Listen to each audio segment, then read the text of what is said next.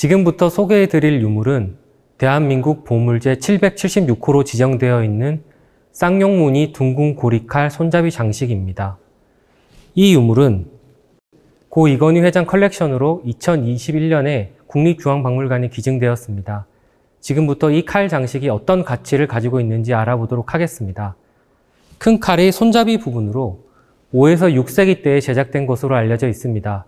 길이는 약 14cm 정도이며 금으로 아주 화려하게 장식이 되어 있습니다. 광택이 찬란한 금은 부식이 잘 되지 않고 색이 변하지 않아서 옛날부터 최상의 가치를 지녀왔습니다. 또한 가공이 쉬워서 아름다운 금 사용품 또한 많이 전해집니다. 이 칼은 금과 구리, 철, 유리를 함께 사용해서 만들었습니다. 국립중앙박물관에서 실시한 과학적 성분 분석 조사 결과 금이 약 97% 정도이며 은이 3%, 구리와 철이 미량 포함되어 있었습니다. 금이 대부분을 차지합니다만 순수한 금은 너무 무르기 때문에 다른 금속을 일부 합금해서 강도를 높인 것으로 보입니다. 이러한 둥근 고리칼은 고대에 많이 유행했습니다. 주로 고분에서 많이 발굴이 됩니다. 칼 손잡이에 이렇게 고리를 만들고 그 안에 여러 가지 장식을 넣었습니다. 이 장식을 통해서 사용자의 신분이나 권위를 나타냈습니다. 그 중에서도 용이 있는 것은 가장 높은 신분에서 사용했습니다. 당대 최고 수준의 금속공예 제작 기법 또한 사용되었습니다. 서로 엉켜있는 두 마리의 용 문양을 매우 섬세하게 표현했습니다.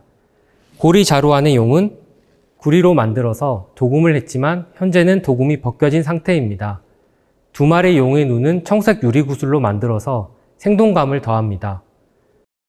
순금을 이용한 정교한 공예 비법, 쌍용무늬 화려함을 통해서 당시 사용했던 이의 고귀한 신분을 짐작케 합니다.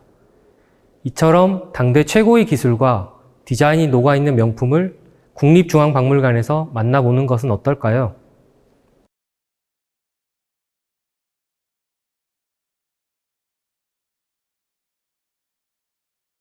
고려불화는 세계적으로 섬세하다고 손꼽히는 최고의 종교 미술입니다.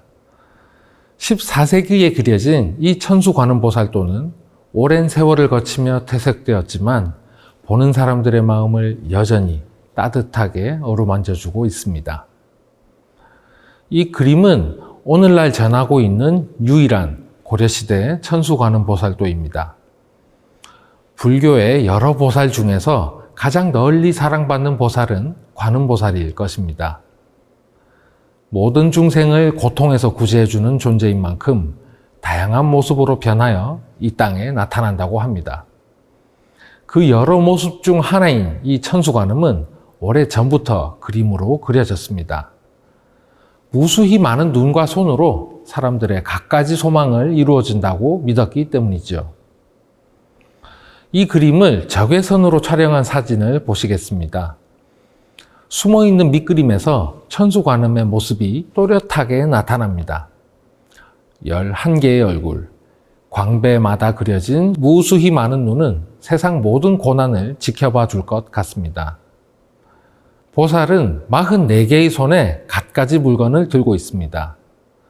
사람들은 무슨 소망이 그렇게 많았기에 그 많은 물건을 그려놓은 것일까요? 하나하나 살펴보면 굳건한 신앙심을 상징하는 것들도 있지만 역시 현세의 고난을 해결해주는 물건이 많습니다. 부귀를 보장해주는 여의주도 탐나고 말을 잘하게 해주는 도장도 흥미롭습니다. 밧줄은 불안감을 묶어주고 화살은 좋은 벗을 빨리 만날 수 있게 해준다고 하네요. 하지만 전염병으로 힘겨운 요즘에는 누가 뭐래도 질병을 치료해주는 약그릇과 고열을 내려주는 구슬이 반갑습니다. 천수관음보살도와 함께 전염병을 극복한 세상을 기다리고 싶습니다. 종교미술은 사람들이 가장 어려울 때 힘이 되어주는 존재이니까요.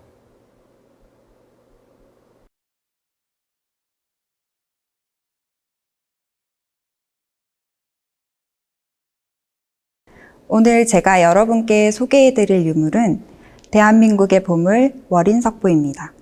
월인석보는 석가모니의 일대기를 한글로 풀어낸 책입니다. 2021년 월인석보 11, 12권과 17, 18권 총 4권 이 책이 고 이건희 회장 컬렉션으로 국립중앙박물관에 기증되었습니다. 월인석보의 월인은 세종이 지은 석가모니의 생애를 노래한 월인 청강지곡을 뜻하고, 석보는 세조가 왕자였던 시절 석가모니의 정기를 모아 지은 석보상절을 뜻합니다. 월인석보는 두 책을 합쳐 만들어졌음을 짐작할 수 있습니다. 그러면 그 두 책은 어떻게 편찬된 것일까요? 가장 먼저 나온 것은 석보상절이었습니다. 1446년 3월 세종은 왕비인 소원왕후가 승하하자 그의 명복을 빌기 위해 당시 수양대군이었던 세조에게 석가모니의 정기를 만들게 했습니다. 세종의 명을 받은 수양대군은 석보상절을 편찬했고, 이를 반포된 지 얼마 되지 않은 훈민정음으로 번역하여 1447년 세종에게 올렸습니다. 세종은 석보상절의 내용에 맞게 훈민정음으로 석가모니의 공덕을 기리는 노래를 지었는데, 그 노래가 한 개의 달이 1000개의 강을 비추는 노래 월인청강지곡입니다. 이후 왕이 된 세조는 큰아들 의경세자를 잃은 뒤 죽은 아들과 돌아가신 부모님을 추모하기 위해 석보상절과 월인청강지곡을 다듬고 보충하여 1459년 이 월인석보를 간행하였습니다. 흥미로운 사실은 월인석보가 단순히 두 책을 이어붙인 것이 아니라는 점입니다. 크게 세 부분으로 나누어 볼 수 있는데, 먼저 월인청강지곡 가사를 처음에 배치하고 그 해설에 해당하는 석보상절 부분을 그 뒤에, 그리고 상세한 주석을 그 다음에 넣었습니다. 그리고 독자들이 각각의 내용을 쉽게 구분할 수 있도록 만들었습니다. 먼저 가장 큰 글씨로 세종이 지은 월인청강지곡의 차수와 가사를 제일 앞에 썼고, 중간 글씨로 세조가 지은 석보상절의 내용을 쓰고 한 줄 내려 구분했습니다. 그리고 가장 작은 글씨로 해당 구절을 자세히 설명하는 석보상절의 주석을 썼습니다. 월인석보는 전체 25권으로 추정되지만 현재 전하는 것은 19권 정도입니다. 먼저 떠난 아내, 부모님, 아들을 기리는 마음을 담은 불서이자 창제 초기 한글의 활용과 표기법을 알 수 있는 귀중한 자료인 월인석보. 국립중앙박물관에서 이 오래된 한글책을 만나신다면 세종과 세조라는 두 임금의 인간적인 면모와 위대한 문자 훈민정음을 세상에 보급하기 위해 그들이 고민했던 흔적을 발견하실 수 있을 것입니다.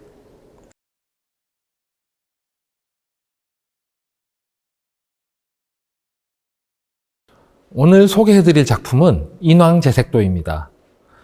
인왕제색, 즉 인왕산의 비계인 전경을 그린 그림입니다. 한국 조선시대 18세기에 활동했던 화가 겸재정선이 76세 때 그린 그림입니다. 예로부터 산수화는 상상 속의 이상향을 그린 것이었습니다. 하지만 정선이 살았던 시대에는 실제 경치를 그린 산수화가 한국, 중국, 일본에서 모두 유행했습니다. 경치 좋은 곳을 다녀와서 그 추억을 시와 그림으로 남기려고 하는 마음은 같았던 것입니다. 정선은 금강산과 같은 한국의 명승지 산수를 잘 그린 화가였습니다.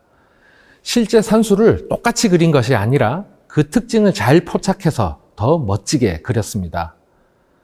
그곳에서 느낀 감흥까지도 그림에 담는 솜씨가 남달랐지요. 인왕산은 조선의 수도 한양의 서쪽에 있는 산입니다.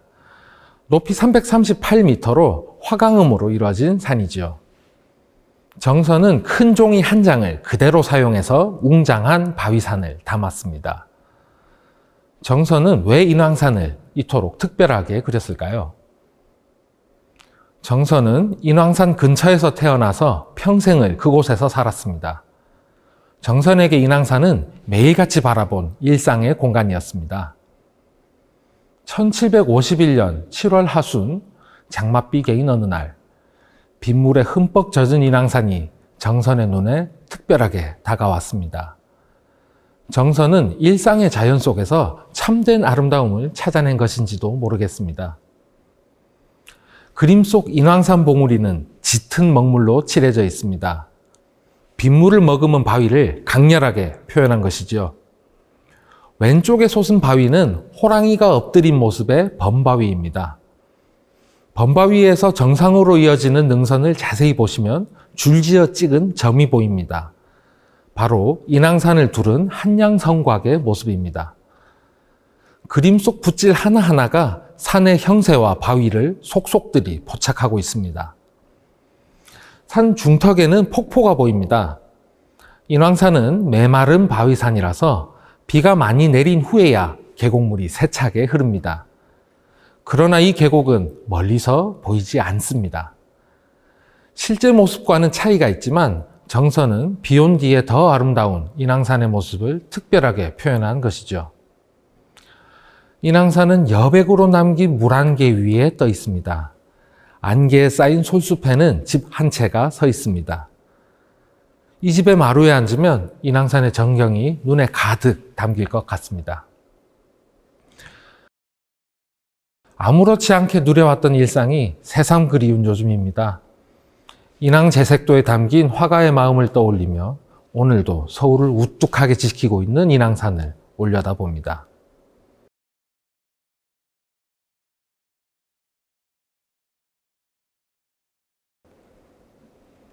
오래도록 건강하게 살기를 마다할 사람은 많지 않을 것 같습니다. 불로불사의 꿈은 동아시아에서 독특한 상징과 문화로 발달했습니다. 우리는 영원히 살 수는 없지만 그 세계는 꿈꾸어 볼 만합니다. 여기 병풍 한 틀이 있습니다. 녹색으로 빛나는 산수 사이로 소나무의 붉은 줄기가 힘있게 뻗어오릅니다. 생명력 넘치는 병풍이죠. 조선에서는 병풍을 여기저기서 잘 사용했습니다. 병풍을 마당에 펼쳐 야외 공간을 구획하면 멋진 행사장이 됩니다. 침실에 병풍을 펼쳐 외풍을 막기도 하고 방을 아름답게 꾸미기도 했지요. 십장생도 병풍은 혼례나 회갑잔치 때 사용했습니다. 병풍에 그려진 십장생을 하나하나 살펴보세요. 해, 구름, 산, 물, 돌, 소나무, 불로초, 학, 거북과 사슴이 있습니다.